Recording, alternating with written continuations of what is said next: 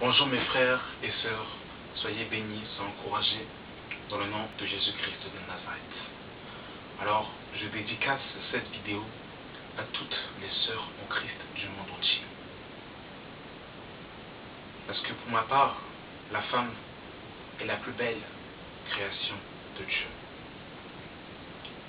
Mais malheureusement, Satan est venu pervertir la femme. Satan est venu pervertir la femme.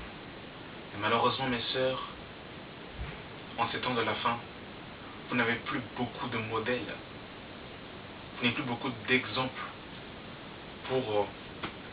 beaucoup d'exemples de femmes selon Dieu, de femmes qui marchent selon la parole de Dieu. Et tout au long de cette vidéo, par l'aide du Saint-Esprit, j'espère pouvoir expliquer au mieux la femme idéale selon Dieu et non pas la femme selon le siècle présent. Parce qu'aujourd'hui, la femme a été complètement séduite, elle a été corrompue et maintenant la femme veut être l'égale de l'homme et elle veut même des fois dominer l'homme. C'est terrible.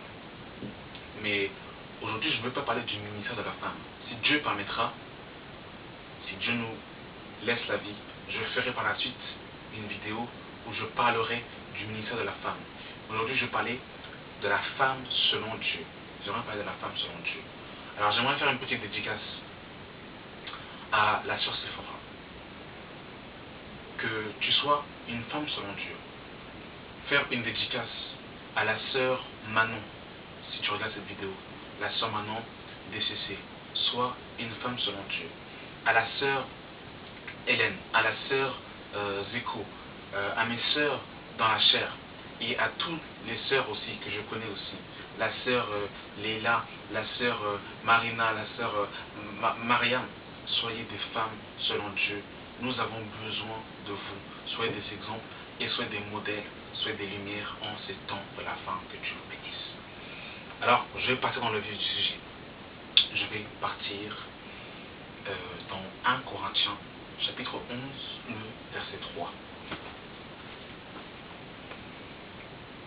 Je veux cependant que vous sachiez que Christ est le chef de tout homme, que l'homme est le chef de la femme et que Dieu est le chef de Christ. Cette hiérarchie, mes sœurs, mes frères, c'est Dieu qui l'a instaurée. Ce qu'il faut savoir, c'est que l'homme est le chef de la femme. Mais sous un point de vue de la création, Dieu a fait la femme pour que la femme soit l'aide de l'homme. Et dans le jardin d'Éden, Dieu dira qu'il n'est pas bon que l'homme soit seul. Je lui ferai une aide semblable. C'est-à-dire que la femme est le semblable de l'homme. Et la femme est l'aide de l'homme. Mais sous un point de vue hiérarchique, l'homme est le chef de la femme. Et c'est Dieu, mon frère, ma soeur, qui a instauré cette hiérarchie spirituelle. Si quelqu'un va à l'encontre de cette hiérarchie spirituelle, il n'est pas rebelle vis-à-vis d'un homme, mais il est rebelle vis-à-vis de Dieu seul. Et la femme selon Dieu, mes frères et sœurs, est une femme qui ne parle pas trop. La femme selon Dieu ne parle pas trop. Sa manière de vivre, son caractère est une manière d'évangéliser. Sans même qu'elle parle, la femme selon Dieu évangélise. La femme selon Dieu manifeste la douceur, l'attitude de Christ. Je suis dans 1 Pierre, chapitre 3, rapidement. 1 Pierre, mes frères et sœurs, 1 Pierre, chapitre 3, à partir du verset 1. Femmes, soyez de même soumises à vos maris, afin que si quelqu'un n'obéit point à la parole, qu'il soit gagné sans parole par la conduite de leur femme, en voyant votre manière de vivre, chaste et réservée. Ça veut dire que la femme, selon Dieu, n'a pas forcément besoin de faire trop de bruit. D'ailleurs, elle ne fait pas de bruit, elle ne parle pas trop. Sa manière de vivre, son comportement est déjà une manière d'évangéliser. Je ne dis pas que la femme ne doit pas parler, c'est pas ce que je suis en train de dire. Mais je dis que la femme, selon Dieu, ne parle pas trop. Parce que sa manière de vivre, son comportement évangélise. Et elle est chaste et réservée. Ça, c'est la femme selon Dieu, mes frères et sœurs. Aujourd'hui, malheureusement, Satan est venu pervertir la femme. Et ça, c'est terrible. Ça, c'est terrible.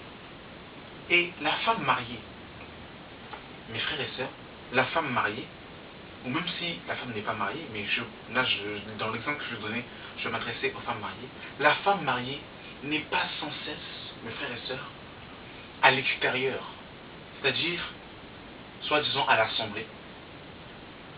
Du lundi au dimanche, elle n'est jamais chez elle. Elle est soi-disant à l'assemblée. C'est la Wonder Woman. Elle va évangéliser dans la rue, mais elle néglige sa maison. Elle délaisse son mari et elle délaisse ses enfants. Ce n'est pas ça une femme selon Dieu. Même si une femme n'évangélise pas, une femme selon Dieu ne passe pas son temps constamment dehors. Ce n'est pas ça une femme selon la parole. Je suis dans 1 Timothée chapitre 5, le verset 8, qui nous dit ceci. Si quelqu'un n'a pas soin des siens, et principalement de ceux de sa famille, il a rogné la foi et il est pire qu'un infidèle. Vous vous rendez compte un peu? Si quelqu'un n'a pas soin des siens, et principalement ceux de sa famille, il a rogné la foi et il est pire qu'un infidèle. Ça veut dire que si une femme se dit chrétienne et qu'elle n'est jamais chez elle, elle ne s'occupe pas de son mari et qu'elle ne s'occupe pas de ses enfants, elle est pire qu'un infidèle et elle a rogné la foi. Ce n'est pas ça une femme selon la parole, mes frères et sœurs. Ce n'est pas ça une femme selon la parole. Alors ma sœur, toi qui écoutes cette vidéo, laisse-toi, je t'en prie, enseigner, non pas par moi, mais par le Saint-Esprit. Vraiment que le Saint-Esprit vraiment enseigne nos sœurs, pour que nos sœurs soient des femmes selon la parole. Et si Dieu permettra aussi, je ferai aussi une vidéo en ce qui concerne l'homme selon la parole. Parce que l'homme n'est rien sans la femme. Je vais aussi faire une vidéo, si Dieu permet, sur l'homme selon Dieu. Je suis dans Proverbe, chapitre 14, verset 1. Je dis ceci. La femme sage bâtit sa maison, et la femme insensée la renverse de ses propres mains. Alors, nous avons lu dans 1 Timothée chapitre 5, le verset 8, que si quelqu'un n'a pas soin des siens, et principalement ceux de sa famille, il a renié la foi. Mais une femme qui est constamment à l'extérieur, qui est constamment chez ses amis, qui est constamment à l'extérieur, comment peut-elle bâtir sa maison si elle n'est jamais là chez elle? Je ne dis pas qu'elle ne peut pas sortir, qu'elle doit être cloîtrée, ce n'est pas ce que je dis, mais il faut un équilibre, il faut un juste milieu. Et le premier ministère que Dieu a donné, jusqu'à preuve du contraire, c'est la famille. Et la femme exerce d'abord son ministère, d'abord chez elle à la maison, et non pas à l'extérieur. Mes frères et sœurs, ça, c'est la parole de Dieu. Et regardez ce que Proverbe chapitre 27 va nous dire rapidement. Proverbe 27 va nous dire ceci. Comme l'oiseau qui erre loin de son nid, ainsi est l'homme qui erre loin de sa maison. Ça veut dire que la femme selon Dieu n'est pas comme un oiseau qui n'est jamais chez elle, qui ne s'occupe pas de son mari, qui ne s'occupe pas de ses enfants, et qui va faire le super héros dans la rue, soit disant qu'elle a reçu une onction plus, et il faut qu'elle évangélise toute la planète. Mes frères et sœurs, Dieu ne nous a jamais appelés à gagner le monde. Dieu nous a tout simplement appelés à parler de lui. C'est le Saint-Esprit qui sauve. Même si je fais 1000 vidéos, ce n'est pas moi qui sauve, ce n'est pas moi qui touche les cœurs. C'est le Saint-Esprit qui touche le cœur. Moi, je suis tout simplement un instrument. J'ouvre ma bouche et c'est Dieu qui touche les gens. Ce n'est pas moi. Je ne peux jamais gagner une personne et je ne peux jamais sauver une personne. C'est le Saint-Esprit qui sauve. Et ça, chrétien, c'est important de le savoir. Juste dans Proverbe chapitre 18, le verset 22, qui nous dit ceci. Celui qui trouve une femme trouve le bonheur. C'est une grâce qu'il obtient de l'Éternel. Alors, celui qui trouve une femme trouve le bonheur. Mais ce passage, mes frères et sœurs, est profond. Parce que toutes femmes que nous voyons ne sont pas forcément des femmes selon Dieu. Je vous le dis, il faut vraiment avoir un discernement aiguisé. Toutes les sœurs qui sont dans les assemblées ne sont pas toutes des sœurs selon la parole de Dieu. Il faut vraiment faire attention à ces choses. Parce que, regardez ce que Proverbe chapitre 21, le verset 9, nous dit ceci. Mieux vaut habiter à l'angle d'un toit que de partager la demeure d'une femme querelleuse. Ça veut dire que nous avons lu dans le verset précédent que celui qui trouve une femme trouve le bonheur. Mais si j'interprète ce passage littéralement parlant, quand je vois une chrétienne, parce qu'elle leur a donné sa vie au Seigneur Jésus-Christ, alors forcément je vais vouloir me mettre en foyer avec elle. Mais on nous dit, vaut mieux habiter sur le... On nous dit, mieux vaut habiter à l'angle d'un toit que de partager la maison d'une femme querelleuse. C'est-à-dire que la femme, selon Dieu, mes frères et sœurs, elle ne parle pas trop. Elle n'est pas là à trop parler. Elle ne parle pas trop. La femme, selon Dieu, ce sont ses œuvres qui mettent en lumière sa personne. Elle ne parle pas trop. Par son attitude, elle est chaste et réservée. C'est ça, mes amis, la femme selon Dieu. Sinon, c'est terrible. Sinon, je vous le dis, mes frères et sœurs, c'est terrible. Je suis rapidement dans Proverbe chapitre 31, le verset 10, qui nous dit ceci. Qui peut trouver une femme vertueuse? Il a bien plus de valeur que les perles. Le cœur de son mari a confiance en elle, et les prodiges ne lui feront point défaut. Elle lui fait du bien et non du mal tous les jours de sa vie.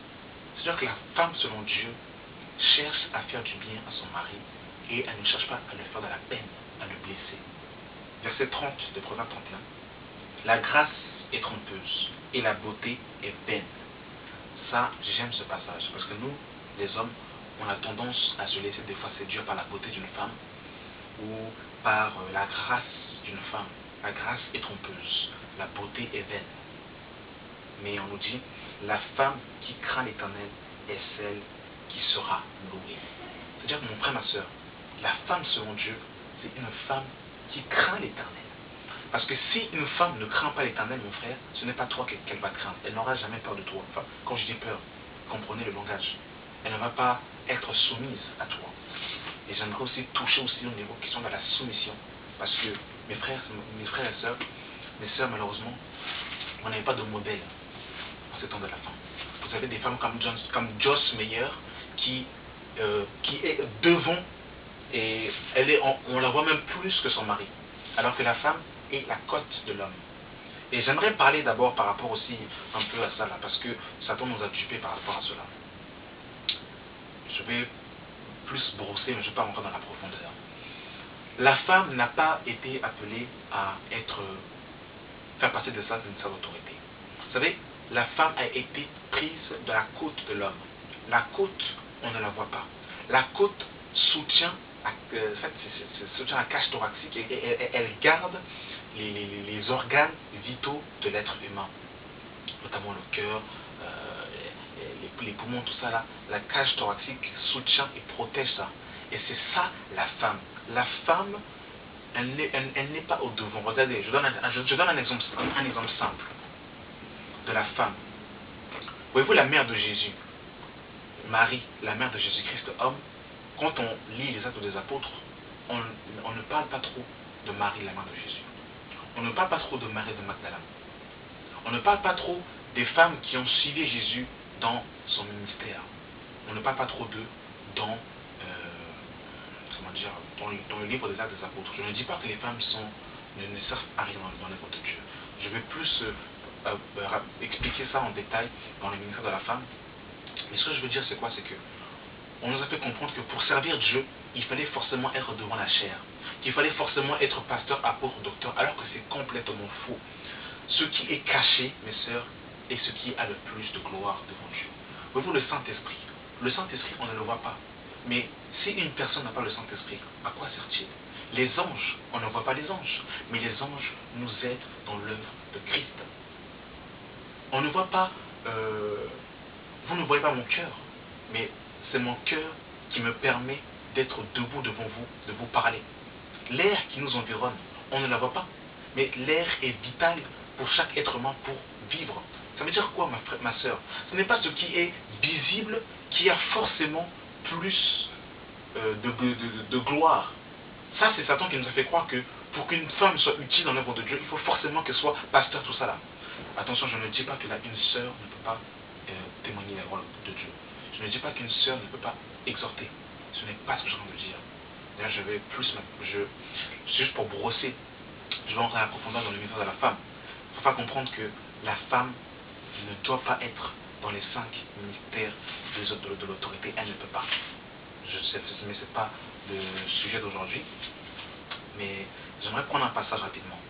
Dans Éphésiens, chapitre 5, le verset 22. Il dit ceci. Femmes, soyez soumises à vos maris comme au Seigneur. Car le mari est le chef de la femme, comme Christ est le chef de l'Église, qui est son corps et dont il est le sauveur. Or, de même que l'Église est soumise à Christ, les femmes aussi doivent l'être à leur mari en toutes choses. Ma sœur, écoute bien cette parole. La Bible dit que la femme selon Dieu est soumise à son mari en toutes choses. Pas à 80%, à 100%, en toutes choses. Et j'aimerais aussi expliquer aussi la soumission. Mes frères, la soumission n'est pas comme le monde la présente. Ce n'est pas une soumission. Ce n'est pas, quand on dit que la femme nous est soumise, on n'est pas là à dire qu'on doit l'écraser, la considérer comme une manqueuse, comme une esclave. Mais c'est la soumission selon Dieu avec l'amour de Christ. Mais comment est-ce qu'on peut savoir une femme selon Dieu? Vous savez, il y a des femmes, quand vous les entendez parler de Christ, vous avez l'impression que le ciel va s'ouvrir. Mais pour savoir si vraiment une femme est soumise à Christ, il faut voir comment est-ce que cette femme se comporte avec son mari. Une femme qui parle de Christ matin, midi, soir, qui évangélise, mais qui n'est pas soumise à son mari, c'est que cette femme n'est pas soumise à Christ. Je vais peut-être choquer des femmes, mais c'est la vérité. Comment est-ce que Jésus, que tu ne vois pas, tu veux te soumettre à lui, mais ton mari que tu vois, tu ne veux pas te soumettre à lui? Donc ma soeur, tu n'es pas soumise à ton mari. Et c'est la parole qui le dit. Par rapport à la soumission aussi, là, j'aimerais terminer. Dans la Genèse, Dieu lui-même a dit, par rapport à la soumission, parce qu'il y a vraiment un problème de soumission dans ces temps de la fin. C'est terrible. Et il faut dire ces choses-là, parce que malheureusement, on ne peut plus les dire, mais c'est la vérité. Je suis dans Genèse chapitre 3, le verset 16, qui nous dit ceci. Il dit à la femme, j'augmenterai la souffrance de tes grossesses, et tu enfanteras avec douleur. Et tes désirs se porteront vers ton mari, mais il dominera sur toi. Ma soeur, ça c'est Dieu qui dit dans la Genèse d'Éden. C'est Dieu. Dieu dit que la femme, les désirs de la femme doivent se tourner vers son mari, et que le mari doit dominer sur la femme. Bien évidemment, ce n'est pas une domination selon le monde, mais selon l'esprit, selon l'amour de Christ. Mais les désirs d'une femme doivent être tournés vers son mari. Et le mari va dominer sur la femme. Bien évidemment aussi, il faut que l'homme aussi soit un chef. Parce que si l'homme n'est pas un chef aussi, il y a un problème. La femme va vouloir remplir des fonctions qui ne lui sont pas, parce que l'homme n'aura pas pris ses responsabilités. On va plus parler de l'homme dans la prochaine vidéo, si Dieu permet. Je termine sur ce passage. Je vais dans Tite, chapitre 2, le verset 3 qui nous dit ceci. Dit que les femmes âgées doivent aussi avoir l'extérieur qui convient à la sainteté. N'être ni médisantes, ni abonnées aux excès de vin, mais qu'elles doivent donner de bonnes instructions dans le but d'apprendre aux jeunes femmes à aimer leur mari et leurs enfants. Ça, c'est le ministère de la femme. Le premier ministère de la femme, c'est ça, mes frères et sœurs. Ma soeur, je veux savoir c'est quoi ton ministère. Voilà ton ministère. Ton premier ministère, c'est ça. À être retenu chaste, occupé aux soins domestiques, bonne, soumise à leur mari, afin que la parole de Dieu ne soit pas blasphémée. Ça, je dis amen, j'aime. Ça, c'est la parole de Dieu. Aujourd'hui, quand on dit de telles choses, on dit qu'on est misogyne, qu'on n'aime pas les femmes, qu'on dénigre la femme. Alors, sachez-le que si vous dites de telles choses, c'est Dieu lui-même que vous dites qu'il est macho devant les femmes. Parce que ça, C'est Dieu qui a dit ça. C'est Dieu qui a créé la femme et c'est Dieu qui sait ce qui est bon pour la femme. Et sachez-le, que tout ce que Dieu fait est bon. Ce que Dieu donne à la femme est bon. Ça, ma sœur, c'est la parole de Dieu. Si tu respectes les commandements de Dieu, les principes de Dieu, tu es la femme selon Dieu. Ça, c'est la femme selon Dieu. C'est la femme selon Dieu. Comme il est écrit dans 1 Pierre 3, dans 1 Pierre 3, à partir du verset 3, que les femmes ont pour mère, j'aimerais qu'on puisse le lire, j'allais terminer, mais on va juste terminer sur ce passage-là, rapidement.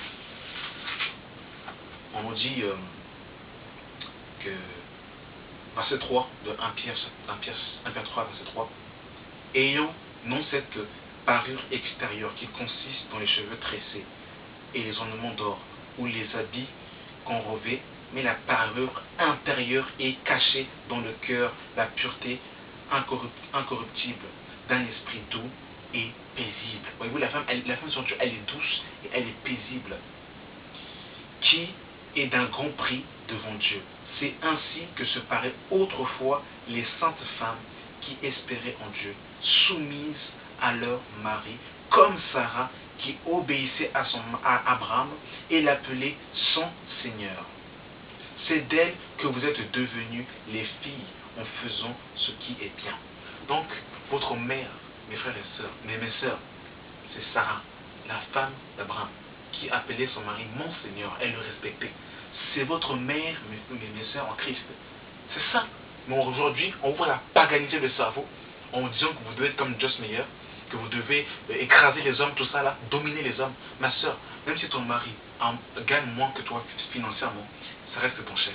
Même si ton mari a fait moins d'études que toi, ça reste ton chef. Même si ton mari est handicapé, il est aveugle, ça reste ton chef. Tu dois le respecter en tout temps, comme il le convient, selon la parole de Dieu. Mes sœurs, je vous encourage à être des femmes selon Dieu. On a besoin de vous, mes sœurs, on a besoin de vous. Soyez des femmes selon Dieu. Merci Seigneur pour cette vidéo. Et que Dieu vous bénisse, mes sœurs. Soyez encouragés, soyez bénis dans le nom de Jésus-Christ de Nazareth. Amen.